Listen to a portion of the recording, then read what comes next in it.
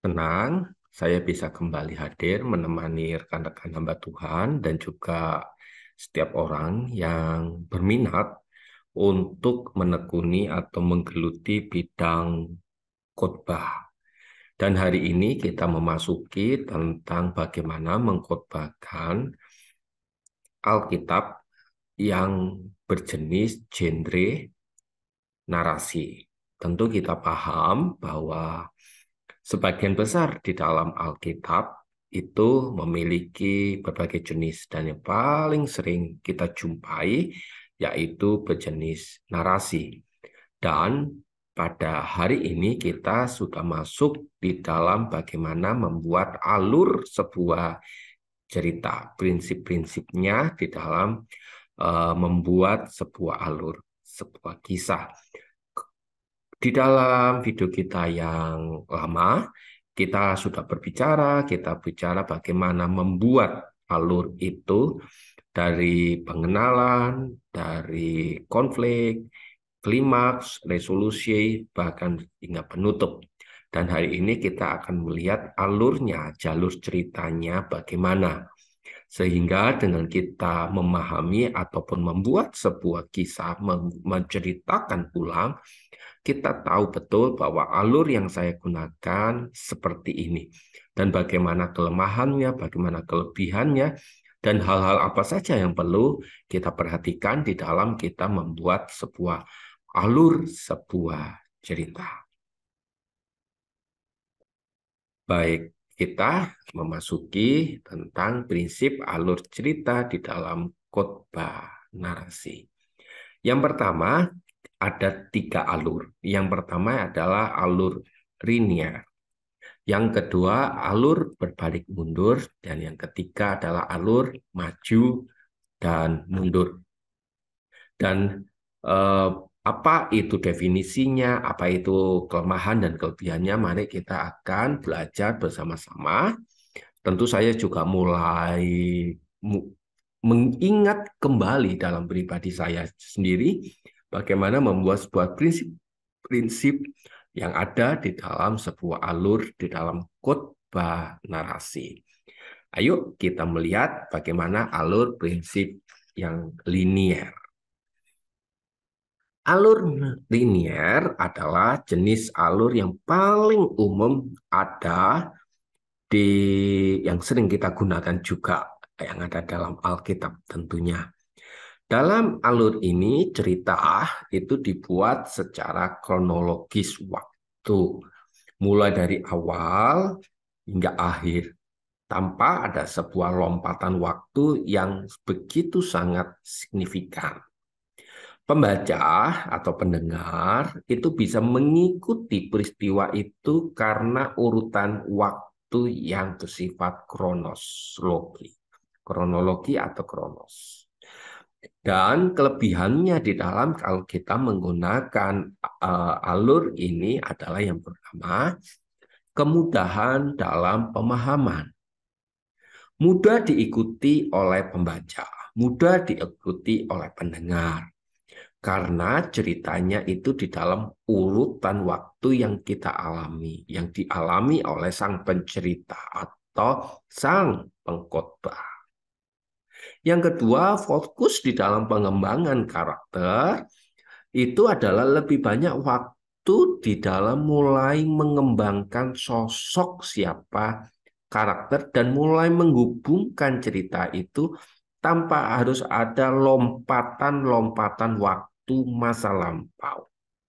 Jadi si pengkhotbah mulai menceritakan tentang tokoh si A, munculnya bagaimana, karakternya bagaimana.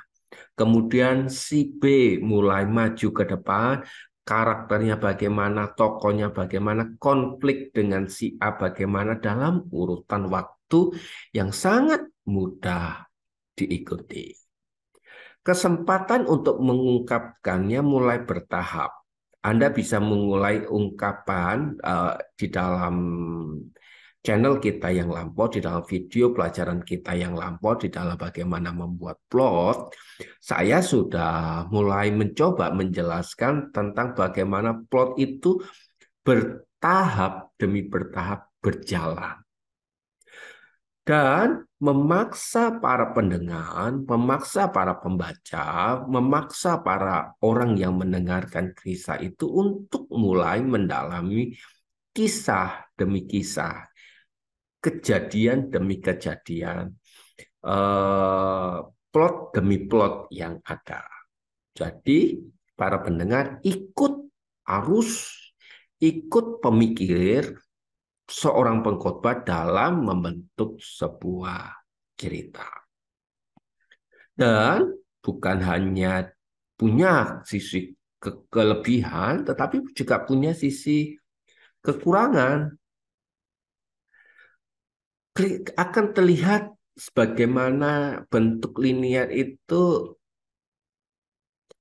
kalau dia tidak tertulis, ditulis. Artinya pembuatan plot itu akan terjadi sebuah miss demi miss atau terjadi sebuah kelewatan demi kelewatan kalau tidak dipahami, disetting secara apik. Tentu di dalam prosesnya kita bisa menggunakan model tulisan. Jadi seorang pengkhotbah sebelum mulai atau menceritakan kejadian, mulai duduk diam, mulai duduk di dalam keheningan dan dia mulai menulis cerita demi cerita, menulis kejadian demi kejadian, menulis karakter demi karakter, sehingga memunculkan sebuah potensi yang menarik, yang unik tentunya. Jadi kalau seorang pengkhotbah langsung menceritakannya, maka akan sangat terlihat sebuah klise. Klise adalah sesuatu yang mudah ditebak. Dengan kita menulis, kita coba mulai memasukkan loncatan-loncatan pemikiran yang ada. Hal-hal yang tidak pernah dibayangkan oleh seorang pendengar atau seorang pembaca muncul ketika dia mulai melihat tulisan demi tulisan, pemikiran, lompatan-lompatan pemikiran yang ada di dalam diri sang pencerita. Nah, inilah yang saya sebut sebagai kejutan-kejutannya. Plot yang dibangun secara logis itu kurang, terjadi kejutan, sebuah kejutan yang ada. Nah, Bapak Ibu, saudara-saudari, rekan-rekan nama Tuhan, misalnya tentang kejadian kehidupan Tuhan kita Yesus Kristus di dalam sebuah perayaan yang sering kita ada di dalam perayaan Natal. Kejadian Markus, Matius, Lukas, dan Yohanes menceritakan kalau dia mengikuti alur linear, maka peristiwa itu kejadian kebangkitannya akan berjalan seperti ini. Kejadian Matius pasal yang kedua ayat 1 sampai 12. Kitab Matius mulai bercerita, mulai bernarasi tentang kelahiran Yesus, peristiwa-peristiwa yang terjadi di dalam kehidupan dia, termasuk kedatangan seorang yang disebut orang Majus. Kemudian di dalam Matius 5 ayat ke-7 di situ masuk pengajaran-pengajaran kebahagiaan, khotbah-khotbah yang dimunculkan oleh Tuhan Yesus di dalam khotbah di bukit ya, dan ajaran-ajaran di gunung gitu ya. Itu diceritakan secara berurutan. Kemudian ada kejadian di dalam Matius pasal 8, pasal ke-9, bagaimana Kristus mengakukan kesembuhan-kesembuhan, mujizat-mujizat. Bahkan di pasal yang ke-10 ada pengutusan ke-12 murid. Dan semua kejadian yang ada itu semua berbicara tentang menggunakan alur linear.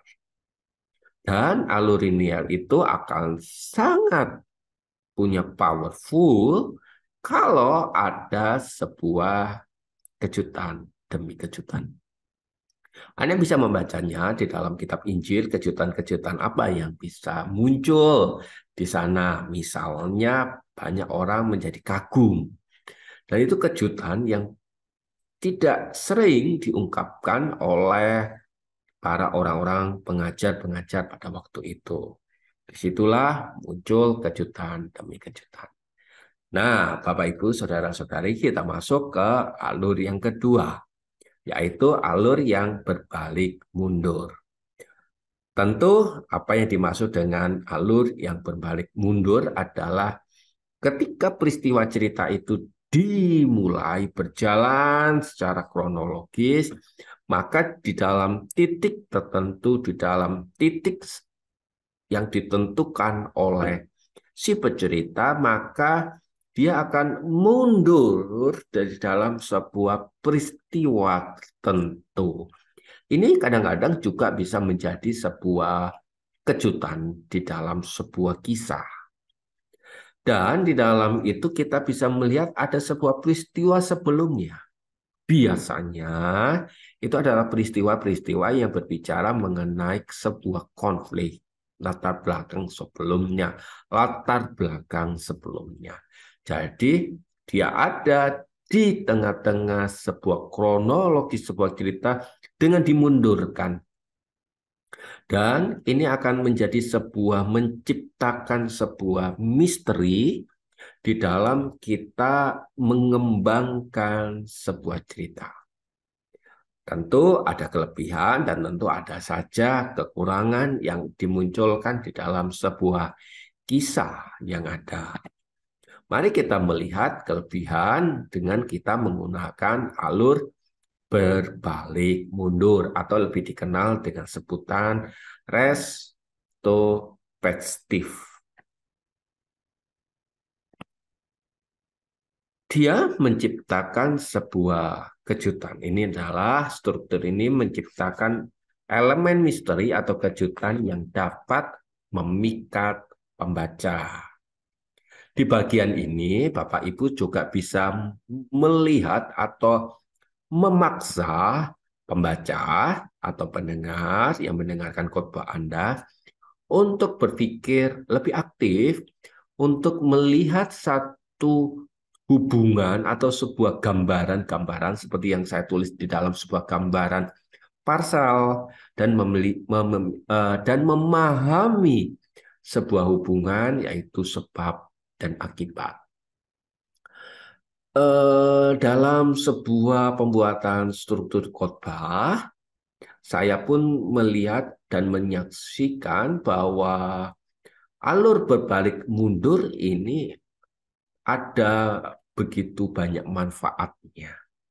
Karena memaksa juga jemaat untuk ikut aktif berperan secara emosi, terutama kita menggunakan alur mundur itu di dalam mengembangkan emosi yang ada sehingga jemaat itu tidak aktif hanya mendengar, tetapi di dalam pikiran, di dalam hati mereka, mereka juga bisa ikut andil di dalam sebuah uh, keterlibatan atau mulai bertanya-tanya tentang sebuah peristiwa yang ada. Tetapi walaupun demikian, dia memiliki banyak sekali kekurangannya. Kesulitan di dalam kita menempatkan atau mengambil alur ini menjadi sulit dan membingungkan. Di bagian mana kita harus melakukannya? Kalau kita tidak mengambil atau melihat bagian ini sebagai sebuah kejutan, maka kisah itu akan berbalik sebagai menjadi sebuah kebingungan. Karena tentu saja alur pemikirannya tidak diikuti secara baik oleh pembaca atau pendengar. Nah, kesulitan ini harus dilakukan oleh seorang pengkhotbah. Bagaimana seorang pengkhotbah harus mulai melihat bagian yang mulai datar, itu kita kembalikan untuk melihat sebuah konflik yang ada. Dan mulai mendorong menuju ke arah klimaksnya. Dan yang kedua tentu saja bagian ini membingungkan para pendengar atau pembaca karena kronologis yang seharusnya maju dia dimundurkan dan pada waktu titik selesainya masa peristiwa masa lampau itu dia harus gas lagi di titik kronologis. Itu pandai-pandainya seorang pencerita dibandingkan dengan kita menggunakan alur linear. Kalau alur linear dengan mudah dia bercerita, tetapi bagian ini mundur, titik mundur. Tetapi pada satu titik yang selesai peristiwa masa lampaunya, dia harus ngegas, maju. Sampai jemaat, pembaca, pendengar bisa ikut merasakan apa yang ada di dalam peristiwa tersebut. Contoh ini ada sangat eh, nyata di dalam kisah-kisah seperti kitab Wahyu. Itu kejadiannya maju, terus mundur. Bagaimana kita melihat tentang 7 jemaat yang ada itu maju semua ceritanya, dia bercerita, kemudian dia mundur dan kita harus memahami kondisi jemaat yang ada. Di dalam kitab Perjanjian Baru lebih banyak dia mulai bercerita tentang peristiwa tersebut. Ya, bagaimana secara teks alur maju mundur itu mulai terbentuk. Kitab Wahyu yang ditulis oleh seorang yang bernama Yohanes ini mulai menggunakan pengulangan-pengulangan tematik yang ada dalam kaitannya dengan penglihatan. Meskipun dia bersifat maju atau bersifat maju menggunakan dua model alur yang maju mundur dan maju terus linear tersebut, tetapi secara dinamis bagaimana Yohanes tersebut melihat gambaran ke depan. Secara kronologis dia menggunakan alur linear, tetapi secara titik-titik tertentu dia menggunakan alur maju mundur. Tetapi kalau kita melihat secara utuh, kita bisa melihatnya itu menggunakan alur berbalik maju mundur.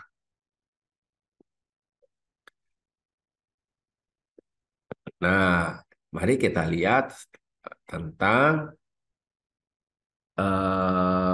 alur yang ketiga kita, yaitu alur maju mundur atau yang dikenal dengan non-linear. Ini sangat-sangat unik, sangat-sangat spesifik di dalam bisa dibilang agak sulit begitu di dalam kita membuat sebuah cerita yang ada.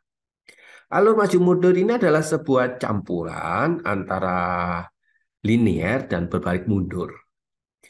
Penggabungan adegan babak itu bergerak maju di dalam waktu dengan adegan atau bab yang bergerak mundur di dalam waktu.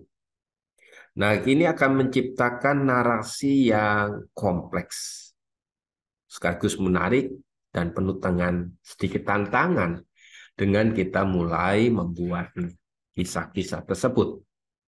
Mari kita melihat bagaimana kelebihan kisah tersebut. Sifat kreatif. Anda dapat menciptakan cerita yang unik, menarik, karena percampuran dalam urutan waktu. Menciptakan tantangan intelektual. Bagaimana pembaca, bagaimana anak pendengar, harus menarik benang merah dari berbagai adegan demi adegan menjadi sebuah kisah yang menarik. Kekurangannya adalah, ya ini tentu saja membuat kebingungan, karena dia tidak mengandung sebuah unsur kronologis waktu. Penggunaan lompatan waktu berbalik mundur dapat membingungkan pembaca, pendengar untuk memahami sebuah kejadian. Juga kehilangan kita itu unsur keterlibatan, bagaimana mulai terlibat, tetapi karena kerumitan yang ada dalam memahami sebuah cerita. Ya. Nah, Bapak Ibu, kisah ini perlu Anda lihat, perlu Anda baca seperti di dalam kisah Ayub. Ya, di dalam kisah Ayub, misalnya di sana begitu menggunakan alur maju dan mundur. Tetapi ceritanya begitu sangat kompleks. Dia mundur, dia maju, maju mundur, begitu saja. Itu sangat kompleks. Dan kita sangat membingungkan kalau kita memahami kisah-kisah di dalam tokoh Ayub. Nah, di dalam hal-hal ini, di dalam cara pembagian alur, ada beberapa hal yang perlu kita perhatikan. Setidaknya ada 3 hal secara teologis maupun secara praktis di dalam kita membangun atau mengamati cerita di dalam Alkitab. Yang pertama, pemilihan jenis alur itu tergantung pada gaya narasi. Bagaimana intinya adalah bagaimana Anda bisa mempengaruhi jemaat untuk mengalami transformasi. Alur maju itu bagus, alur maju dan mundur itu juga bagus, atau maju dan mundur itu juga bagus ya.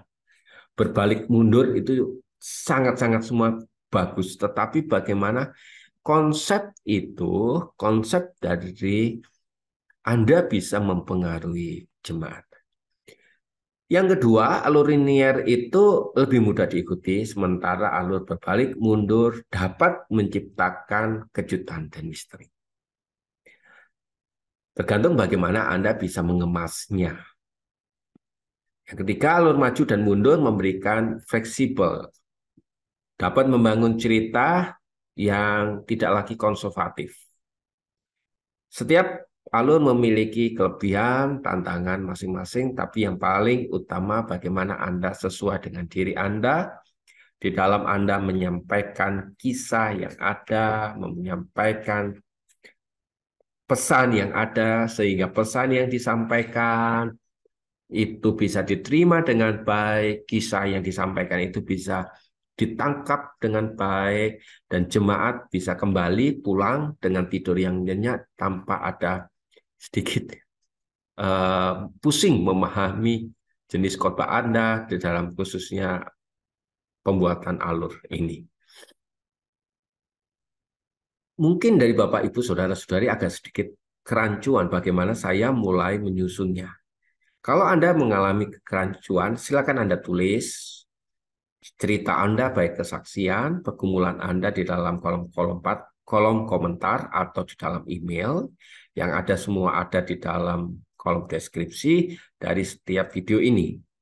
Kami akan membantu Anda, dan kalaupun Anda dalam bentuk yang lebih besar, kelompok, kami siap untuk melayani Anda sehingga apa yang saya sajikan ini, meskipun di dalam bentuk kulitnya saja, kita bisa mulai berdiskusi, mulai lebih lagi membahasnya di dalam kelompok, di dalam sebuah bentuk kelas ataupun seminar-seminar pelatihan yang ada.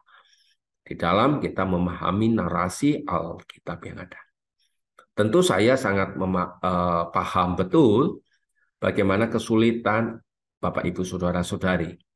Tetapi kesulitan tersebut akan ada solusinya, yaitu seperti tadi apa yang setelah saya sampaikan. Mari kirim cerita modal Anda, nanti kami akan memperbaikinya, dan tim-tim yang lain sudah banyak akan membantu Anda. Dan kalaupun Anda membutuhkan kami hadir di kota Anda, dengan senang hati kami akan menyambutnya. Demikian penjelasan saya terhadap bagaimana membuat sebuah cerita alur yang ada. Kiranya apa yang telah saya sampaikan ini menjadi variasi, menjadi pemahaman yang baru di tengah kita berkhotbah, sehingga apa yang kita khotbahkan tersebut tidak monoton dan membuat para pendengar, para jemaatnya Tuhan mengalami transformasi di dalam kehidupan, dan dia mengalami kemenangan bersama dengan dia. Tuhan Yesus memberkati kita.